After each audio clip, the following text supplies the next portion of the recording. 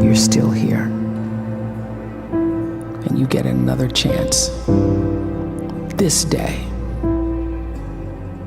to do better and be better. Another chance to become more of who you were created and what you were created to fulfill.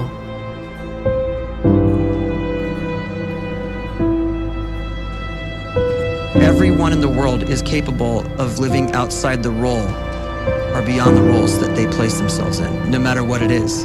You're not just a dad, you're not just a banker, you're not just a brother or a son or a convict. It doesn't matter. Like, everyone is bigger, much bigger, infinitely bigger than the roles they place themselves in, and is capable of reaching potential greater than anything they could imagine.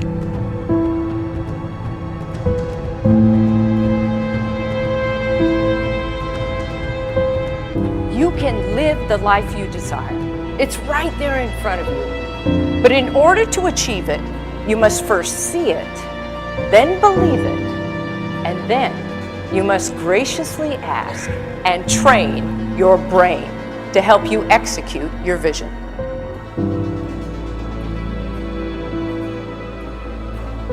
So when you start to focus and you delete distraction from your life, and you start to get seriously invested in doing one thing staggeringly well, and you practice that one thing over and over, a term to think about is mundanity. You do one simple, seemingly insignificant thing every day around your main skill, and it's very mundane, but small daily improvements over time lead to world-class results. Well, here's what happens in your brain. You start to isolate a single neurocircuit around that skill, and that starts to trigger a certain type of brain cell called an oligodendrocyte, which then releases myelin. Myelin is a fatty tissue that starts to wrap around that single neurocircuit related to that main skill you've been practicing. And when myelin starts to wrap around the brain circuit, what happens is you have accelerated learning times, you can see more quickly, heightened perception, and you'll learn more quickly. And that is really the quote-unquote secret of the great producers. It's not a result of some natural gift, but their daily practice, their relentlessness and their grit, their work ethic, and their singular focus and sacrifice. A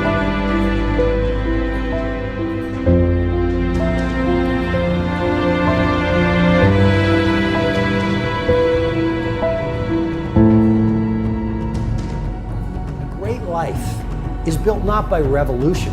A great life is built by evolution. Small and steady wins the race. What you do every day is far more important than what you do once every decade. I want you to really think about that idea. What you do every day is simply your life in miniature. And as you live every single day, so you're crafting your life. What you do over the next hours is really building your future. And if you can just get every single pocket of 24 hours right as best as we humanly can, the rest of our life is going to take care of itself. So small wins matter.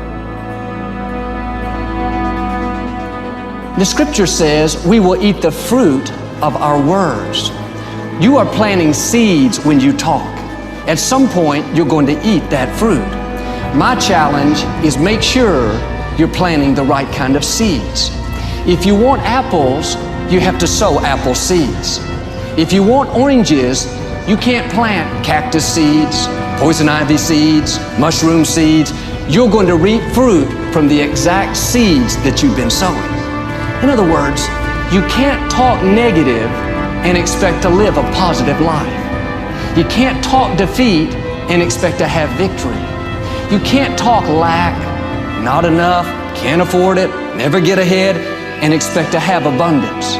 If you have a poor mouth, you're going to have a poor life.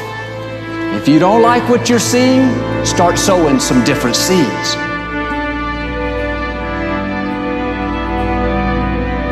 We may not realize it, but we're always feeding ourselves.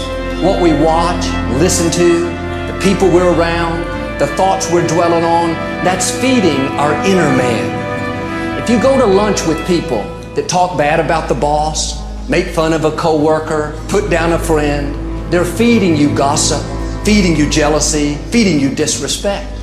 Here's the key. Whatever you feed is going to grow.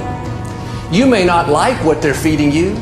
You're a nice person, but if you continue to hang around them, before long, you'll be gossiping, you'll be critical, you'll be disrespectful. Why? Because you kept feeding the wrong things. If you're always feeding negative thoughts, thinking, I'll never get well, I'll never meet the right person, you're feeding doubt, feeding mediocrity, feeding fear. If you know exactly what you want to be, you need to spend as much time with people that are actually that already.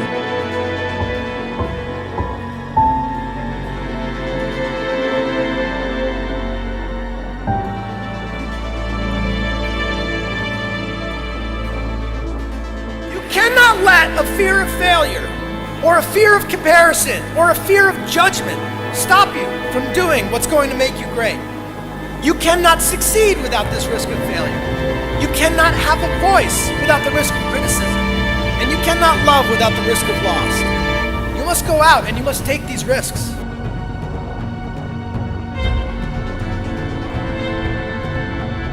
You don't have the time to waste time, because time doesn't wait till you